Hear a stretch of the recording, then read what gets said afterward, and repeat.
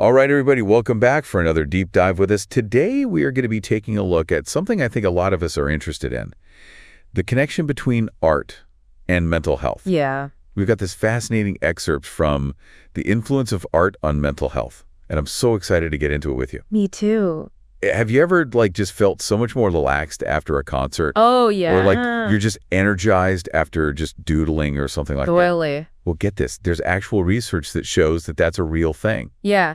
And one of the really interesting things that the excerpt talks about is that it breaks down art's impact into two categories. Okay. So the two ways that we interact with art, right? There's passive, just enjoying it, and then there's active, actually creating art. Oh, I like that. Yeah. Watching a workout video or actually going to the gym. Totally. Both good for you, but in different ways. Exactly. So let's dive into the passive side first. Okay. The World Health Organization, the WHO, they found that experiencing art, like going to museums, listening to music, going to plays, can seriously reduce stress. It can boost your mood. Wow. And even increase your sense of belonging.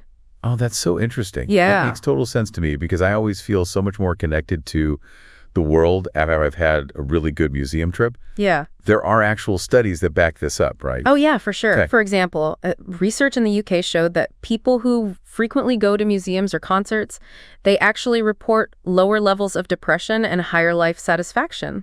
Wow, that makes me want to go buy some tickets right now. Right. So how does simply experiencing art have this amazing effect on us? Well, art, I think, has this incredible ability to convey emotions. Yeah. And spark reflection, which can calm our minds. Yeah.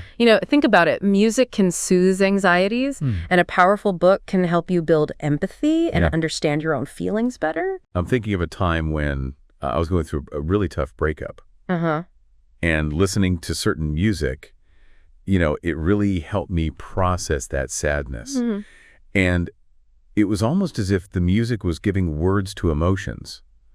I couldn't quite articulate myself. Exactly. That's exactly how it works. Yeah. And it's the same with literature, too. Yeah. When you read about characters who are going through similar experiences as you, Yeah. it can really make you feel less alone and you feel more understood. It's like it builds this bridge between your inner world and the outside world. I love that. Yeah. Okay, so we've talked about passive art engagement. Right. It's clearly great for us. Yes. But what about getting our hands a little dirty and actually making some art ourselves? Yes. Does that have its own set of benefits? It absolutely does. Okay. So the National Center for Arts and Mental Health, which is a leading research organization here in the U.S., they found that actively creating art, whether it's painting, sculpting, writing, playing music, any creative outlet can be incredibly powerful for us. Wow. It's a great stress reliever, it encourages self-expression, and it even strengthens our sense of identity. You know what? That actually explains so much to me. Oh, yeah.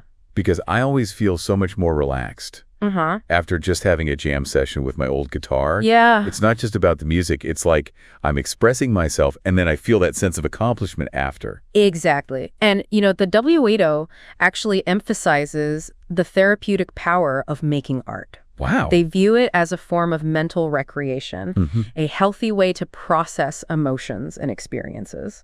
Interesting. Yeah. I've also heard of art therapy being used to help people cope with things like trauma. Yes. And anxiety. Is there any research that shows how different types of art impact our mental health differently? There is Okay. some research has shown, for example, that music can actually strengthen your cognitive function and improve memory. Oh, wow. And visual art therapy is often used to help people with anxiety and PTSD. Oh, wow. To process difficult emotions and experiences.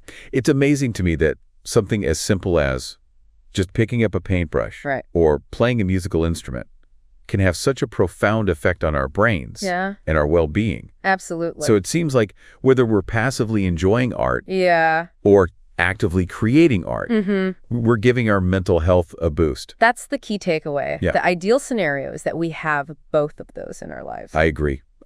Appreciation and creation. So it's time to dust off those paintbrushes. Yes. Buy some tickets to that concert you've been thinking about. Yeah. Maybe sign up for that pottery class. That's it.